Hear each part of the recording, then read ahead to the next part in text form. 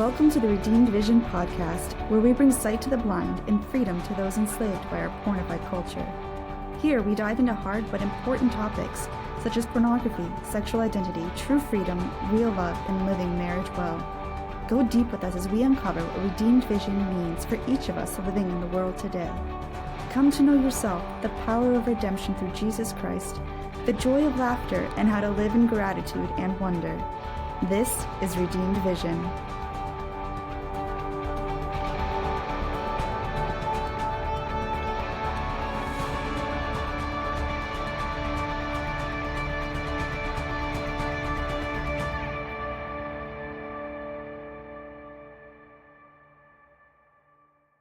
I'm Steve McCorney with Freedom Coaching, and I'm privileged to be here with Christien Salem. And Christien has had a beautiful journey with Freedom Coaching, and just want to. I'm inviting him to share a little bit of your experiences, Christien, of what has transpired. How would you describe life being different now that you are? And maybe take us back. Like, what was life like before Freedom Coaching, with your experience with pornography? And then afterwards, how would you describe that? Well, I would say that I would struggle with pornography constantly. I'd do these things. I'd go to confession and feel bad, and I'd go through stretches of like, oh, just rah, don't do porn. Like, porn's bad. And that was getting me only so far, really. And it just felt like I wasn't actually addressing major problems in my life. I was focused intently on just stop watching porn, but it wasn't actually helping how I view other men, how I view other women in my life. Stopping watching pornography is it doesn't actually solve the problem, right? I've described this to a few people, but with Freedom Coaching, you realize that pornography is a symptom to the sickness. It's not it is a sickness in and of itself, yes, but it's more often a symptom.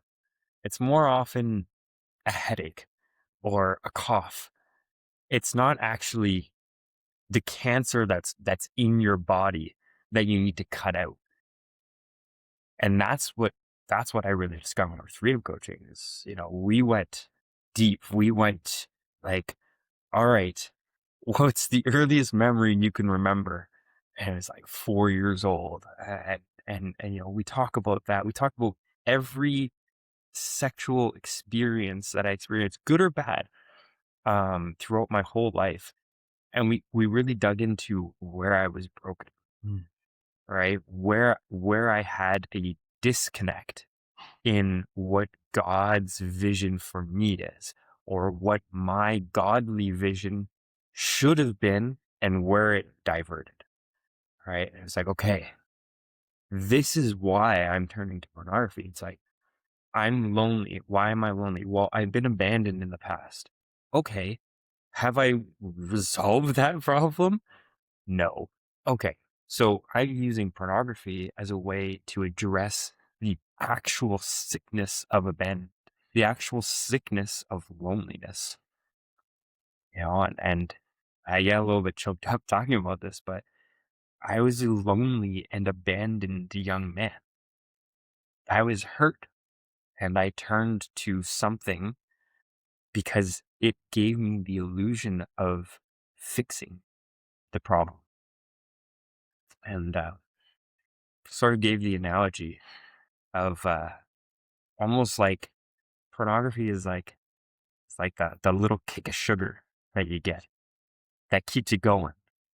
And then you crash and you feel even worse than you did before. And the problem that the sugar was supposed to solve has now made it 20 times worse. Yeah. And you haven't actually addressed the problem. So yeah, before Freedom Coaching, it was deal with the symptom.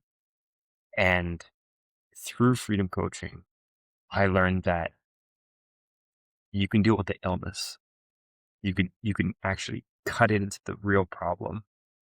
You can go after the tumor, whatever it is that's that's blinding you, whatever it is that's in your brain that doesn't allow you to see the world the way that God intended you to see the world, and cut it out and then experience what freedom actually is. And not just freedom from pornography, freedom from sin, freedom from the very struggles that you thought were buried so deep that you could never heal from. You know, freedom coaching brings about healing to those dark places you don't want to go back to, and it pulls you out into the light, where everybody can see it, where you can see it. You actually get the freedom that you actually desire. I love this. Thank you for sharing this. And a question that comes to mind, especially, how would you say that how the process with freedom coaching has impacted your relationship with Jesus? I never really understood what it meant to rely on Jesus to help me through the pornography. It was like, oh, well, if you're struggling, then just pull out your rosary beads and start going. Like, okay, but then eventually I'm going to finish the rosary, and then now what? Because I still have an inclination to lust. Now what? With freedom coaching, you enter into the battle and you specifically attack the things that are attacking you. You don't go on the defensive and just like shrivel up into a corner and just, God, please help me. And it's good to call on God for help. But if you shrink into a corner and try to just get God to go out and do it for you, that is so unbiblical. It's unbelievable. Every character of the Old Testament went into the battle, and God went into the battle with them. They didn't run and hide and God go out and, do God things. And then I'll come back at the end of the battle and be like, oh, it's over and we won. It's like, no, like every single heroic character in the Bible who goes into the battle brings God into the battle with them. That's what freedom coaching really taught me. I don't defend myself from the demonic attacks. I attack back the demonic attacks. It's I go on the offensive. It's like, no, you don't have power here. Christ has power here. And I am a beloved son of God. I have power here, not under my own accord, but under the power that Christ has given me.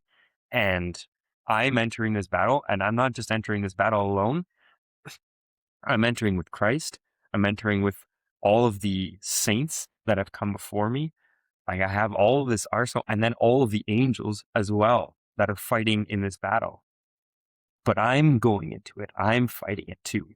And that's what it means to actually invite Jesus into the battle with you. Right? It's not Jesus, go fight the battle. I'll be back here. It's like, no, Jesus, go fight the battle. And I'm right there with you. And let's go fight it together.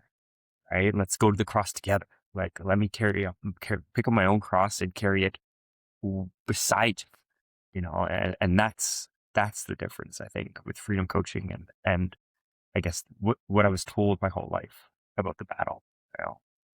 Beautiful. And the phrase that's ringing through my head is God's the one who saves us. Yes. But he won't do it without us. Yes. Why? Because it's about us and him. It's that relationship there. And that's what I think Christ has come to bring to us, bring us that reality, right? Especially he is Emmanuel, God with us. Yeah. And that beautiful. And so let me ask this question. So from the things that maybe you've tried in the past, right? Or other programs or things that you've kind of done some investigation, what would you say is the freedom coaching difference? I think for much of what I see outside freedom coaching, it's, well, just pray more or just fast more or, just do the steps. That's like, okay, first of all, they don't really tell you the steps. That's not helpful. But what if I don't know how to pray? What if I don't know what to pray? what am I praying for exactly? Am I praying for this temptation to like pass me by? Is that actually what I should be praying for? Or should I be praying for the strength to persevere through the temptation? You know, telling me to pray or telling me to just pray my rosary. I've been praying my rosary. Like, that's, you know, I believe in the power of the saints and I believe in the power of Jesus. But what about my own strength? And you know, what about that? And I think that outside of freedom coaching, you don't really take the time to build up yourself as like a warrior for Christ. Like, for the most part, it's like I was saying earlier, Christ is the one in the battle. It's like, okay, so I'm just a sideline player. Like, that doesn't really sound like freedom to me. I'm not playing the game. I'm not actually going out there and fighting the fight. And there's something almost emasculating about that. Like, I am masculine. I mean, a big part of that is fighting the fight. A big part of that is being a player in the game. No man wants to sit on the sidelines. You know, we talk about, countries going to war or anything like. No man wants to sit back and let other people go out and do the fight for them. They want to be a part of the fight. They want to be, band of brothers in the fight. And you don't really get that from the world. That you don't really get that from people who are trying to talk to you about, overcoming pornography. It's like, yeah, we have this band of brothers. Okay, what do you guys do? Well, we stop. How do you stop? Well, we pray. Okay, where do I come in? What about my strengths? How do I build myself up? How do I become stronger myself so that I can fight too? And sort of just like the ball sort of dropped in that area. And freedom coaching is not really like that. Yes, freedom coaching tells you to pray. I agree. Yes, freedom coaching tells you to rely on the rosary. I agree. But it doesn't stop there. It's, okay, how do we give you the tools to become an active participant in the fight yourself? And that is a big separator. That completely sort of divides the line from freedom coaching and kind of everybody else. Like, freedom coaching gives you the tools. Freedom coaching gives you the resources, everything you need to be successful in the battle. And it really does give you the freedom to choose to actually be a part of the winning side of the battle. You don't really get that anywhere else. Beautiful. Beautiful. One of the things that you haven't mentioned is this concept of redeemed vision. Yes. How would you define redeemed vision? How is that applied to your journey here? Yeah. With redeemed vision, I love Pope John Paul II, Saint Pope John Paul II, and one of the things that sort of sticks in my mind is with pornography.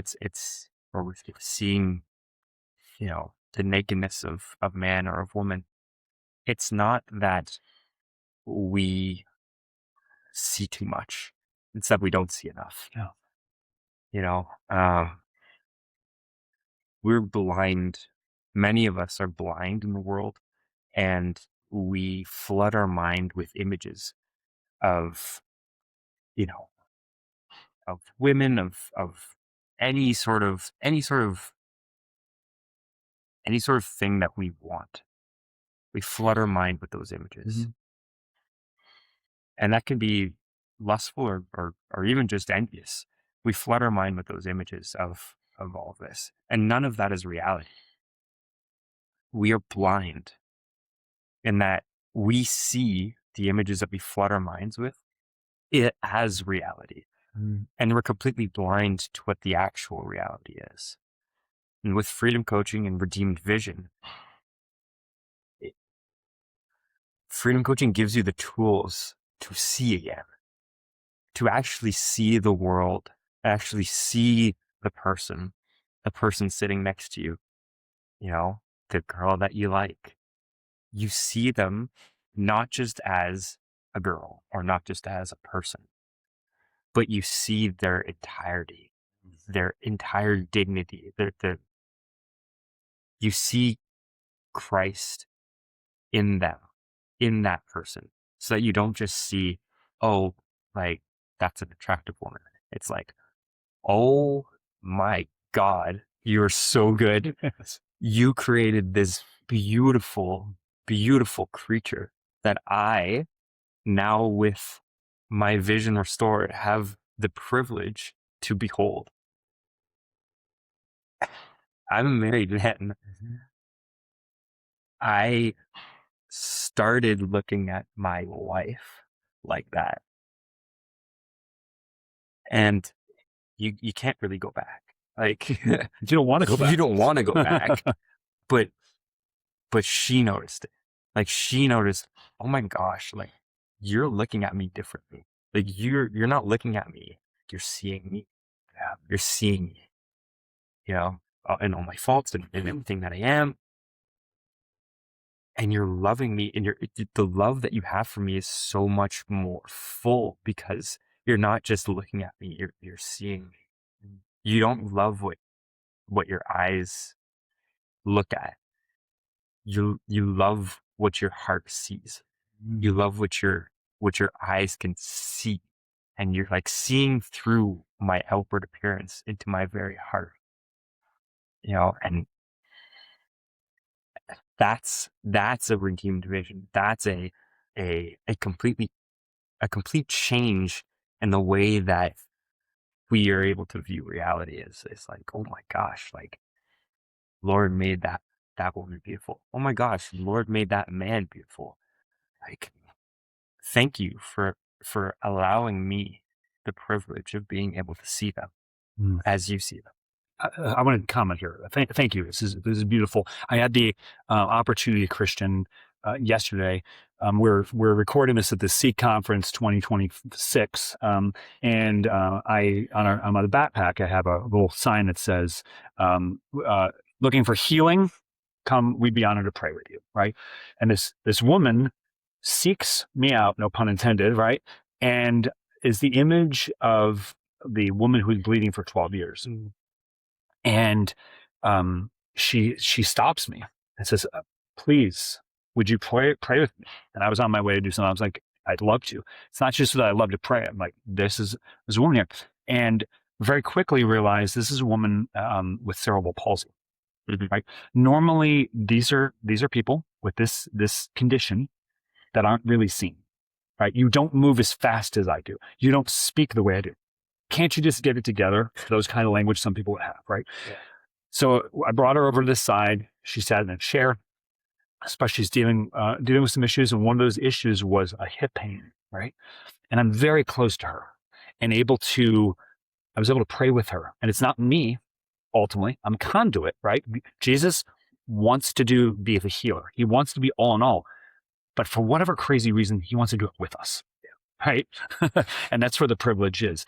And so as I'm praying with her and we're working through and breaking through in the power of Jesus and the power of his precious blood, breaking through some of the lies that she's believed and through some of the pain that she's had interiorly.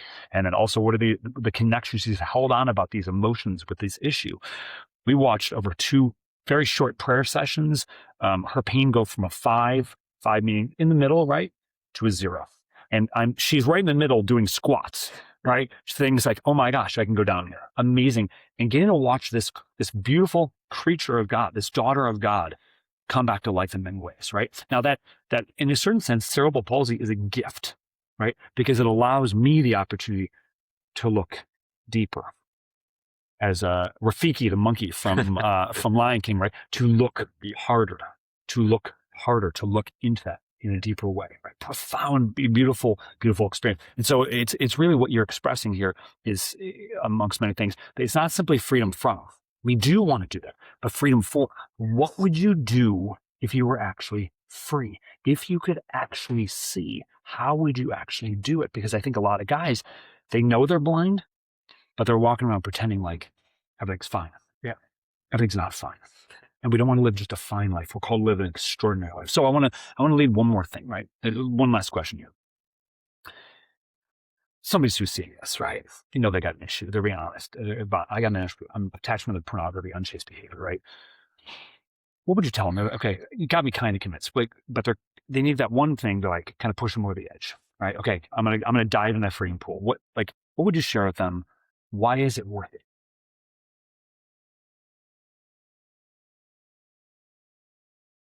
Because although you're in a septic tank, you can continue to try to drink your way out, but you will die. You will die if you continue to drink from that which is accessible to you. You deserve to fight for water. You deserve to fight for living water that comes from Jesus. If you're watching this, you're a beloved son or daughter of God, and you have been lied to that you deserve a life of pain and suffering.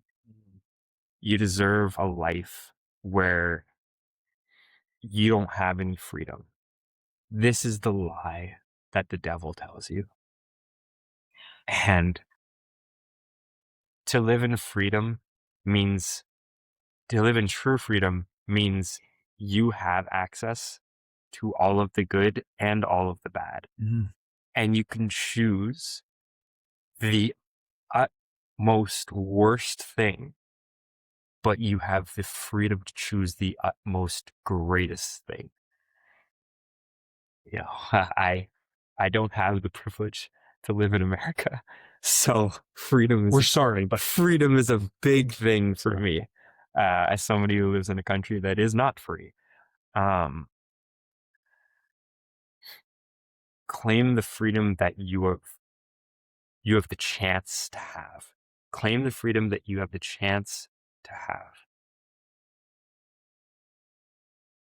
And then make the greatest possible choice that you can with the freedom you do have. Yeah. So I love what you're sharing here, Christian, because freedom is not simply, as we said, freedom from, but freedom for. What would you do with your freedom? What would you do if this was actually granted? And I think many of us don't know what we would do. I like the image of the Dark Knight, right? The Joker, he says, I'm like a dog chasing cars. I don't know what I'd do if I caught one, right? We don't know what we do because I think we've reduced freedom down to mere license, right?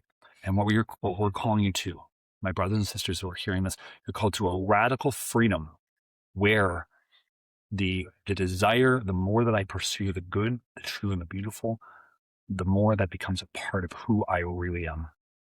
And then life really opens up in profound ways. Does it ever? Christien Salem, thank you for being a witness to freedom and joy, my brother. Thank you. Thank you. This is an example of redeemed vision, and this can be yours as well. Check out freedom-coaching.net. We'd be honored to meet you.